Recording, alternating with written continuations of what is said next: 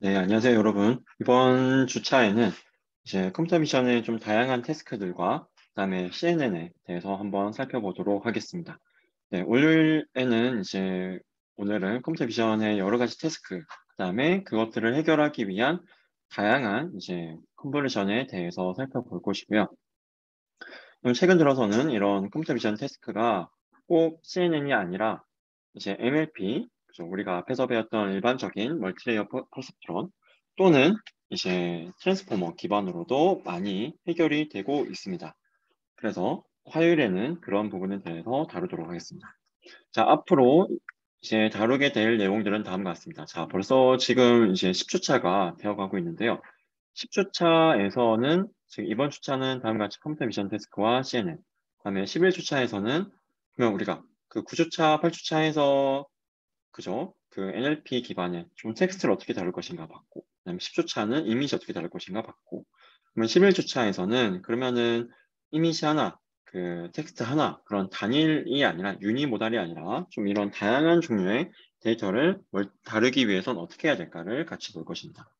그다음에 12주차에서는 생성 모델에 대해서 살펴보고, 여기서 그 여러분들이 이미 한 번씩은 어쩌면 들어봤을 베리에이션 오토엔코더, 그다음에 제너러티브 어드버서럴 네트워크 캔, 그죠? 그다음에 이제 여러 가지의 좀 픽셀 RNA, 픽셀 CNN과 같이 오토 리그레시브 기반의 이제 방법도 같이 한번 살펴보고, 그 다음에 이제 시간이 된다면은 이제 같이 좀 또 넣어보고 싶은 거는 에너지 베스트 모델과 이제 여러 가지 디퓨전 모델들을 같이 한번 보도록 하겠습니다. 그 다음에 마지막, 이제 강의로서는 마지막이죠. 13주차에서는 베이지안 뉴럴 네트워크를 같이 한번 보도록 하겠습니다.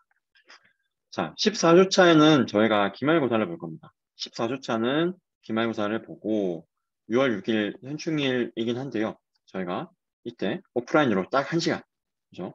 이제 1시간 시험 보시고 마음 편하게 놀러 가시면 되겠습니다.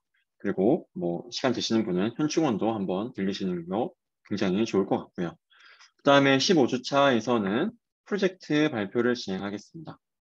여러분들 지금 프로젝트 팀 배정이 다 되었을 텐데요.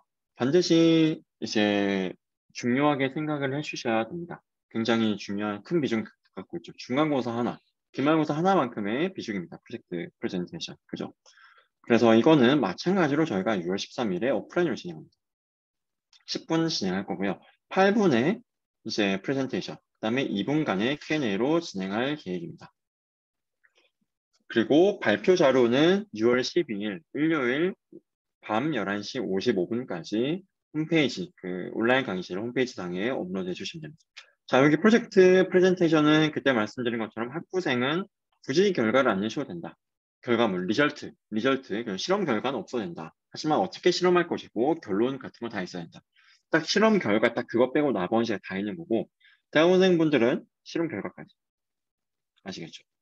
있으면 좋겠습니다. 평가는 저는 평가 안 한다고 말씀을 드렸습니다. 여러분들 피어 리뷰를 할 거예요. 동료 평가. 동료들끼리 평가를 하는 것이고, 자기 팀에 대해서는 평가를 할 수가 없습니다. 네. 그리고 이제 한 팀당 하나의 이제 평가실을 4개 만들 것입니다. 이제 여러분 한 팀당 만약에 이제 지금 10팀이 있어요. 10팀. 그죠? 그러면 한 팀당 이제 다른 9팀을 평가한다고 생각하시면 되겠습니다.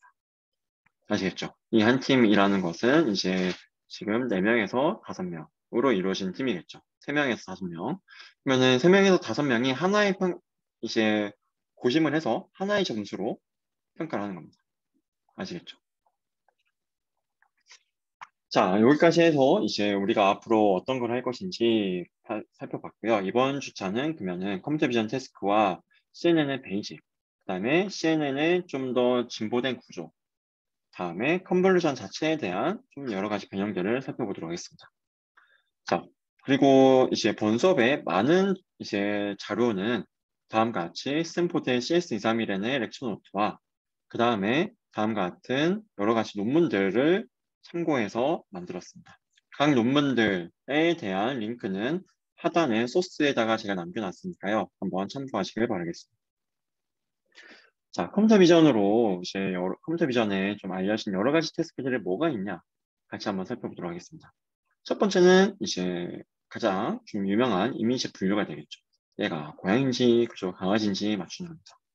그 다음에는 시멘틱 세그멘테이션이라는 게 있습니다. 자, 다음 같이 시멘틱 세그멘테이션은 그래서 뭐 뭐가 잔디고 뭐가 고양이고 뭐가 나무고 뭐가 하늘인지 이렇게 나눠주는 거예요. 그죠? 그러면은 이제 고양이는 이렇게 있다. 이렇게 우리가 세그멘테이션 해주는 겁니다. 그죠? 자, 로컬라이제이션도 마찬가지로 고양이가 어디에 있는 건지 맞추는 건 동일한데요. 뭐가 다르냐? 로컬라이제이션 같은 경우는 다음과 같이 픽셀 단위가 아니라 점 하나 단위가 아니라 박스 단위로 아 여기 고양이 이런 식으로 됩니다. 세그멘테이션은 지금 픽셀 단위로 되고 있죠. 로컬라이제이션은 박스 단위. 오브젝트 디텍션도 마찬가지입니다.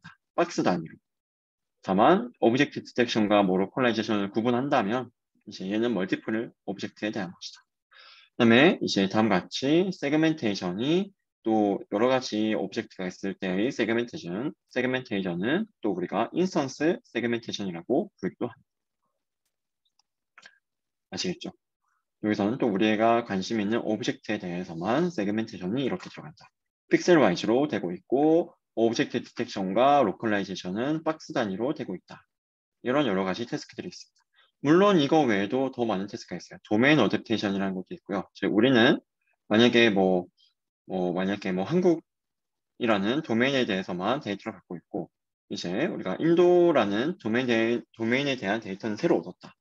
그러면 여기서 이미 좀 우리가 학습이 어느 정도 되어 있고 여기에서 어떻게 더 잘하게 할까 이런 도메인을 좀 맞춰주는 거. 그러면 새로운 사람 얼굴, 새로운 고양이 이미지 생성하는 거. 이런 다양한 태스크들이 존재합니다. 자, 여기서 먼저 우리가 이미지 분류에 대해서만 일단은 본 수업에서는 좀 집중하고 마지막에 가서 이미지 캡셔닝이라는 거는 이미지가 있을 때 그 이미지에 대응되는 텍스트, 센텐스를 제너레이션 해주는 건데요. 그거를 같이 한번 보도록 하겠습니다. 먼저 이미지 분류만 한번 볼게요. 자, 우리가 만약에 뉴럴넷을 안 쓴다라고 한번 가정하면은 자, 뉴럴넷을 안 쓴다라고 하면 이런 이미지가 있을 때 얘를 패치 단위로 쪼갭니다. 패치 단위로 쪼개요. 이렇게 패치가 나오겠죠. 이렇게 패치가 나옵니다. 그럼 패치가 이렇게 엄청 많이 나오겠죠. 이미지가 더 많으면 패치가 더 많이 나오는 거죠. 그러면은 그 패치들을 가지고 우리가 K-민지 클러스터링과 같은 여러 가지 분식화 알고리즘을 써서 클러스터링을 해줍니다. 그러면은 이제 요렇게 한 세트, 요렇게 한 세트, 요렇게 한 세트가 되겠죠. 그럼 이제 요것들의 가운데, 그죠? 평균점이 이제 하나의 이제 코드북의 하나가 되는 겁니다. 또 요게 또 코드북의 하나. 또 얘가 코드북 중에 하나가 되는 겁니다. 우리가 이렇게 여러 개의 코드북을 만들 수 있고, 그럼 각 이미지마다 이 이미지는 이제 이 코드북, 여기 중에서 각 코드북마다 이제 얼만큼 이 이미지가 대응되는지 우리가 계산을 할 수가 있겠죠. 그러면 고양이 이미지는 이렇게 되고, 개구리 이미지는 이렇게 되고, 그죠? 코드북마다 이렇게 매칭을 할 수가 있습니다. 즉, 우리가 인풋 피처를 만든 거죠. 인풋 피처를.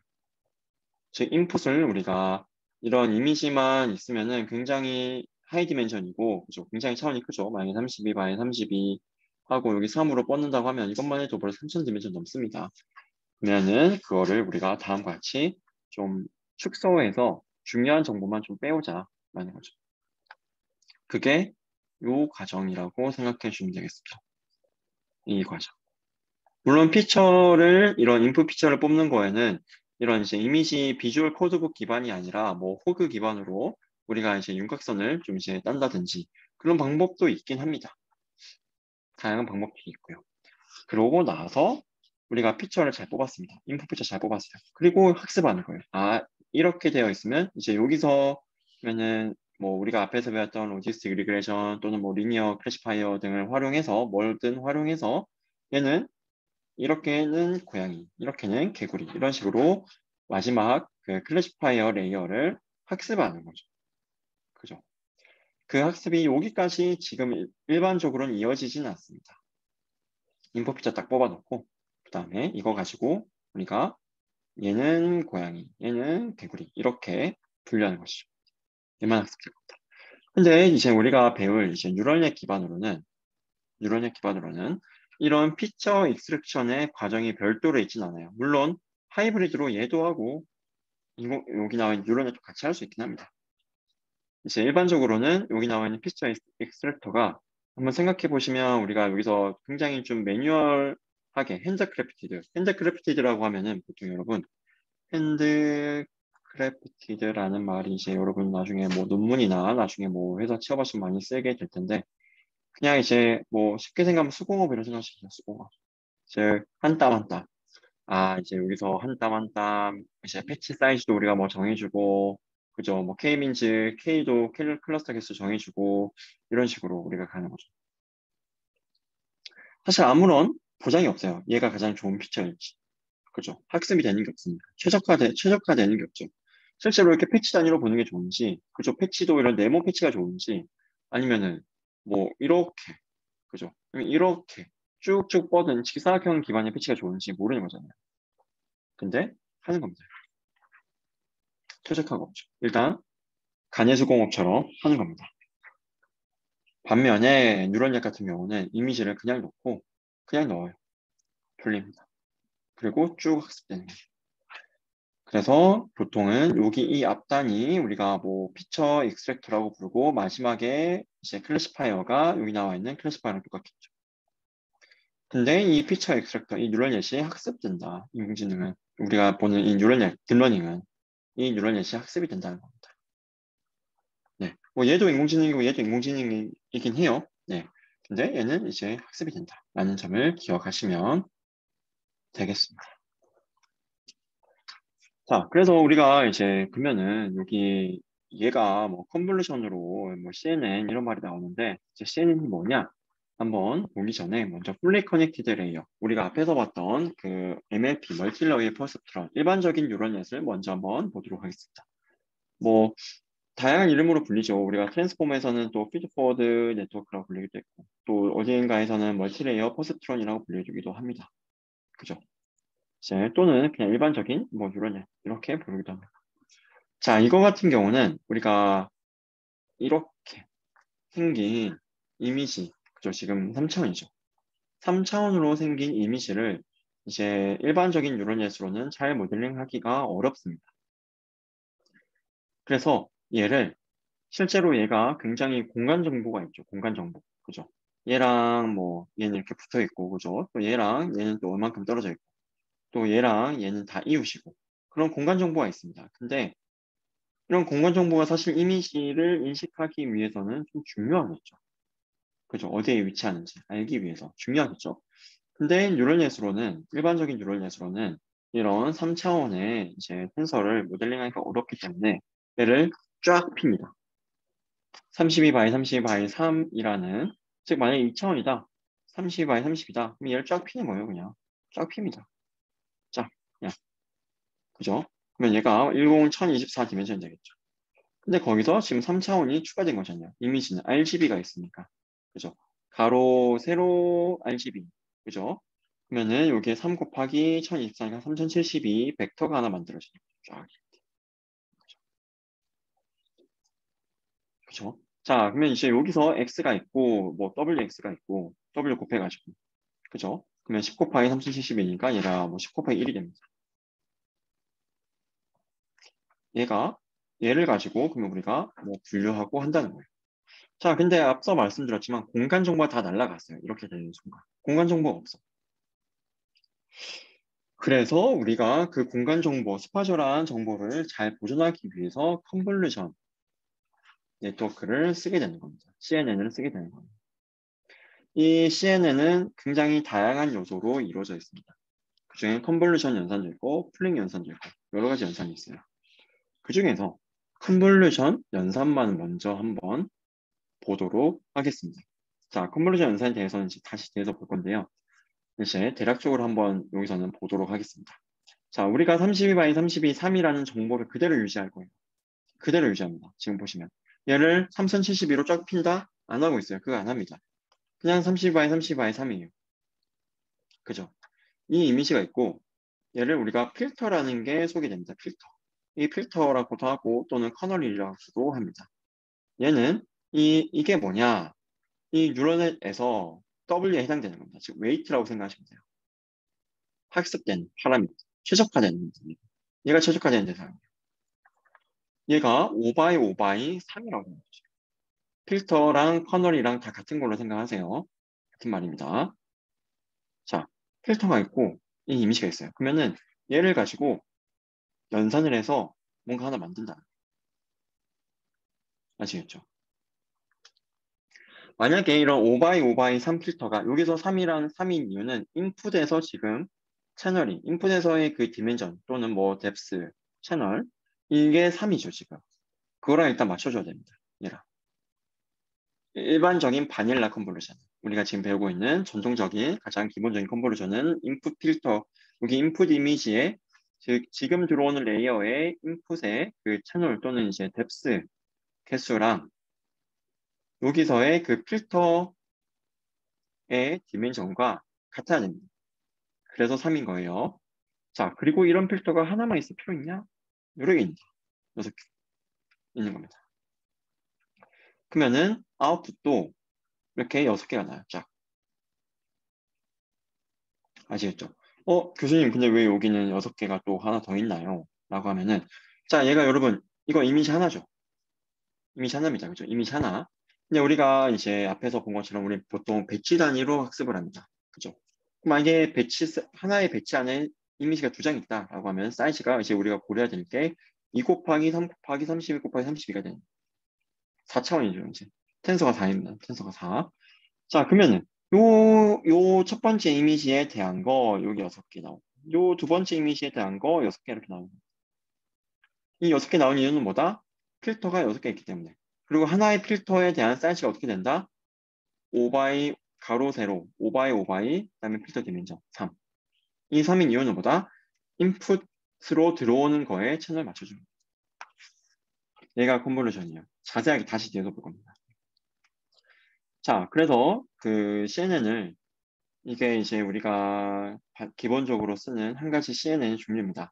보통 컨볼루션하고 렐로 해주고, 컨볼루션하고 렐로 해주고, 뭐 그다음에 뒤에서 나오겠지만 풀링 해주고, 또 컨볼루션하고 논리니어리티, 컨볼루션하고 논리니어리티, 그다음에 풀링 해주고, 그다음에 마지막에 이제 풀리 커넥티드 레이어, 일반적인 뉴럴 네트워크 레이어가 하나 딱 들어갑니다.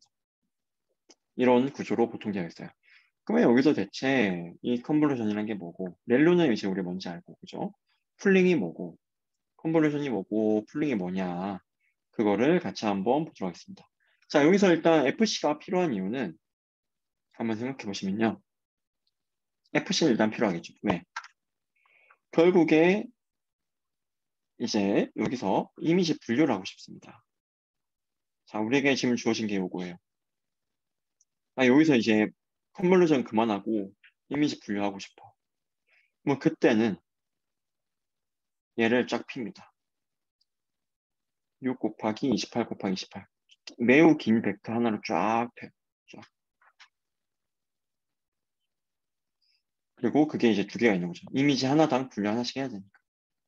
그리고 여기에서 우리가 만약에 10개로 분류하고 싶다. 그러면 얘를 10디멘전으로 바꿔주는 이제 풀리 커넥티드 레이어가 하나 추가되는 겁니다. 아시겠죠? 이렇게 구성이 되고 있다라는 것을 여러분들이 기억하시면 되겠습니다. 결국 우리가 뭐 이미지 분류가 아니라 만약에 뭐 세그멘테이션을 한다. 그러면 뒤에서 나올 거예요. 세그멘테이션 같은 걸 한다. 그러면 그때는 우리가 굳이 풀리 커넥티드 레이어라는 게 필요가 없을 수도 있어요. 근데 우리가 만약에 이미지 분류한다. 어쨌든 우리는 이 이미지 원래 사이즈가 아니라 이미지를 줄여야 되는 거잖아. 원래 인풋으로는 뭐 3 곱하기 3 곱하기 32, 3072 디멘션이 들어온다고 하더라도 결국 이미지 분류를 할 거면 만약에 클래스 개수만큼으로 우리가 축소시켜줘야 되는 거잖아요. 그죠? 마지막 결국 만약에 10개 중에 10개 클래스 중에 하나를 예측하고 싶다. 그러면 결국에는 마지막 아웃풋은 10이 되는 겁니다. 차원 축소시켜줘야 되는 거예요. 그죠? 그러면은 여기서 얘를 이제 굉장히 긴 벡터를 다 플래튼해서 쫙 하나로 플래튼한다는 말은 또는 스쿼싱 한다는 말을 이렇게 쫙 그냥 이런 텐서가 3인 거를 텐서가 1인 벡터로 우리가 쫙 핀다는 거죠. 굉장히 길어지는 거죠. 그죠? 그거를 우리가 나중에 10디멘션을 결국 줄이는 이런 플랫 커넥티드 레이어가 필요할 수밖에 없다라는 점을 기억하시면 되겠습니다. 그죠? 자, 그러고 나서 이제 우리가 그러면은 대략 CNN이 왜 필요하고 일단 컴퓨터 비전 태스크가 뭐가 있고, 과거에는 어떻게 되어 왔고, 지금 뉴럴넷으로는 뭐가 장점이고, 더 이상 우리가 피처를 이런 이제 수공업으로, 그죠? 핸드크래프트로 이제 할 필요 없이 최적화시키면서 하면 된다. 라는 겁니다. 그리고 과거에 이제 이런 뭐 비전에 대해서 이런 이미지나 신호에 대한 굉장히 좀 전문적인 지식이 필요했겠죠. 이런 중요한 피처를 뽑기 위해서는. 근데 그러한 점들이 지금은 비교적은 좀 덜하다라는 점도 있겠습니다. 그리고 CNN이 왜 필요한지, 그죠? 이런 일반적인 뉴럴넷으로는 안 되고 왜 CNN이 필요한지 살펴봤고, 그러한 일반적인 CNN이 좀 어떤 구조로 이루어져 있는지 봤습니다. 앞으로 볼 거는 그래서 컨볼루션이 대체 뭐냐, 그다음에 풀링이 대체 뭐냐, 그거를 보도록 하겠습니다.